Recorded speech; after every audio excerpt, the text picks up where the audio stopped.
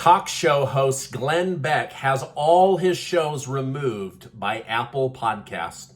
The Biden family finally agrees to go to Maui, Hawaii to give encouragement and help to the people of Hawaii. Fani Willis of Georgia wants Trump's indictment trial to begin on March 4th of 2024, and Vladimir Putin bombs grain facilities along the Danube River. Thank you so much for liking and sharing these videos. It really helps me out when you share them on Twitter and also on Facebook. So thank you guys so much. I really appreciate it. The horrible wildfires in Maui, Hawaii have now claimed over 100 lives.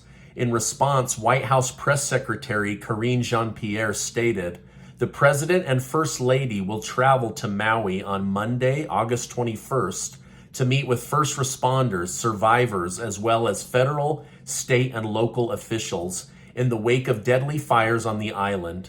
While the exact cause of the chaos is still unknown, a class action lawsuit has been filed against Hawaiian Electric, as newly released video footage seems to indicate the massive fire could have been caused by down power lines." Now, there's a lot of weird things going on over in Hawaii. The water was also shut off. Many residents are saying that they were getting a hold of these wildfires, and then suddenly the water went out and the electricity kept feeding these fires. So they're going to have to dig in and see what's really going on.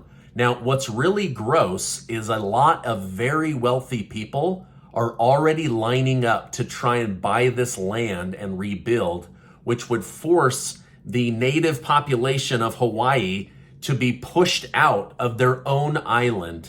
It's disgusting, but unfortunately, money talks. Now, President Joe Biden has been very vocal on Twitter recently about important issues, but we now have evidence to suggest that Joe Biden isn't running his Twitter account. Earlier today, White House Press Secretary Jean-Pierre posted, "Investing in America means in all of America. When I ran for president, I made a promise that I would leave no part of the country behind." Now, clearly, she never ran for president, and this tweet was likely posted on the wrong account, which just goes to show that Biden isn't running his own Twitter account like Donald Trump used to, even though he pretends like he is. But let me know your thoughts down below. Do you think Joe Biden has ever in his entire life posted on Twitter? I don't think he has. Fulton County DA Fani Willis has requested that the trial for Donald Trump's alleged Georgia election interference starts on March 4th of 2024.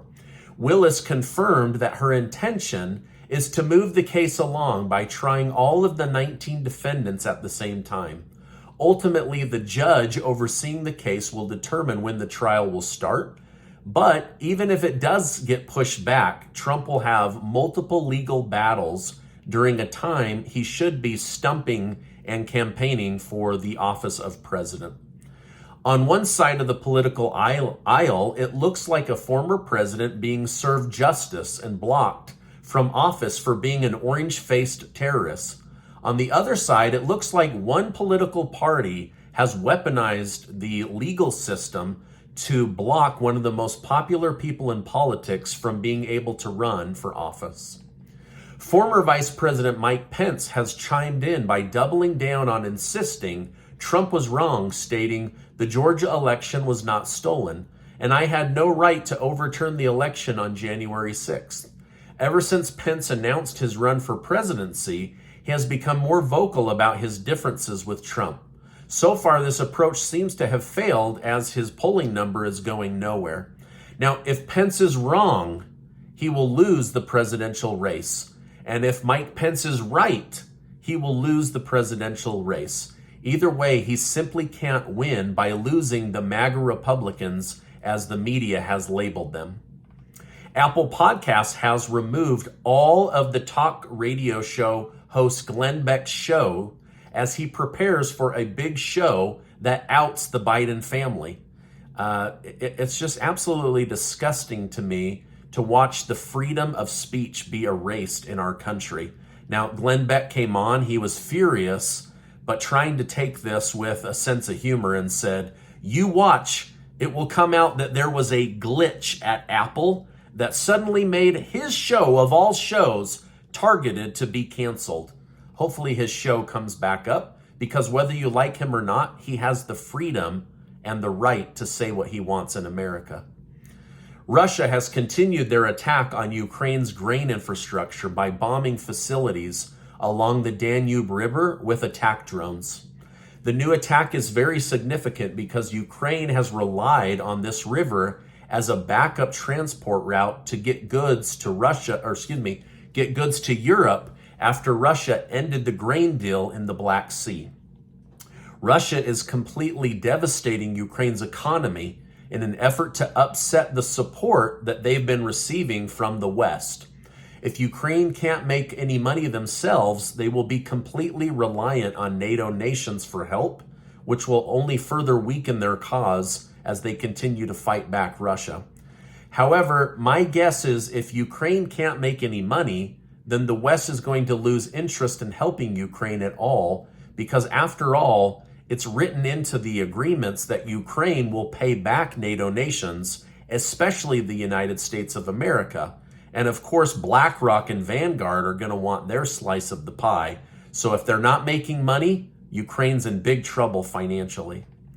Despite Russia's claims that they are easily destroying tanks, Germany has announced that they will purchase and build 49 second-hand Leopard 1 tanks to be sent to Ukraine. It has been reported that the newly purchased tanks will be just one part of Germany's upcoming defense aid package on behalf of Ukraine. However, it may take a while to get their hands on troops because they will likely need to fix these tanks before they go into battle, considering the fact they haven't been used since the early 1990s. So these are almost 30 years old and have not been used in battle. Nuclear meltdown fears have once again reared their ugly head around Ukraine's Zaporizhzhia power plant after the main power line was disconnected twice. Both Ukraine and Russia blamed each other for the incident, but Kyiv pushed back, stating it wouldn't make sense for them to threaten a nuclear explosion on their own land.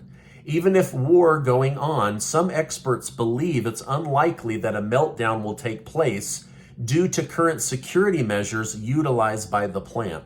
For instance, the American Nuclear Society publicly stated, "At this time, the threat of a widespread release of radiological matter is speculative, but it does not constitute an all clear for safety risk at the plant." So basically, each country is blaming the other side. Russia saying this is Ukraine doing this in order to get more money and support from the West. And Ukraine is saying this is Russia doing it because they want to put Europe in danger with the nuclear matter. Russia's President Vladimir Putin has attempted to deepen his ties in Africa once again by offering to help regarding the ongoing coup in Niger. According to the Kremlin, Putin spoke with the Republic of Mali's military leader to help resolve the issue peacefully. During a separate interview, Vladimir Putin blamed the current crisis on the United States of America by stating, "The countries of the Sahara-Sahel region, such as the Central African Republic and Mali, were under direct attack from numerous terrorist groups after the U.S. and its allies unleashed aggression against Libya, which led to the collapse of the Libyan state." So Putin says this new coup that's going on in Niger is a reaction to the United States overplaying their military hand in the region. CNN has reported that Secretary of State Antony Blinken has finally spoken to Paul Whelan again, a detained American Marine stuck in Russia since 2018. Blinken reportedly told Whelan to keep the faith, and we're doing everything we can to bring you home as soon as possible. While Trump and other conservatives have been outspoken about Biden securing their release, Whelan's brother badmouthed Donald Trump by saying, "He's spoken more about my brother in the last 24 hours than he did in the last 2 years of his presidency." Hopefully the White House can negotiate the release of this former Marine.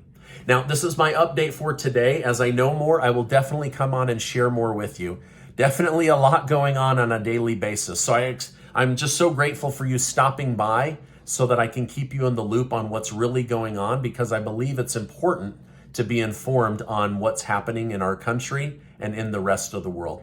Now, before you go, I want to remind you that you are amazing. Thank you so much for stopping by. Make sure to hit that subscribe button and check out one of these videos on your way out. Thank you so much, and I will see you on the next video.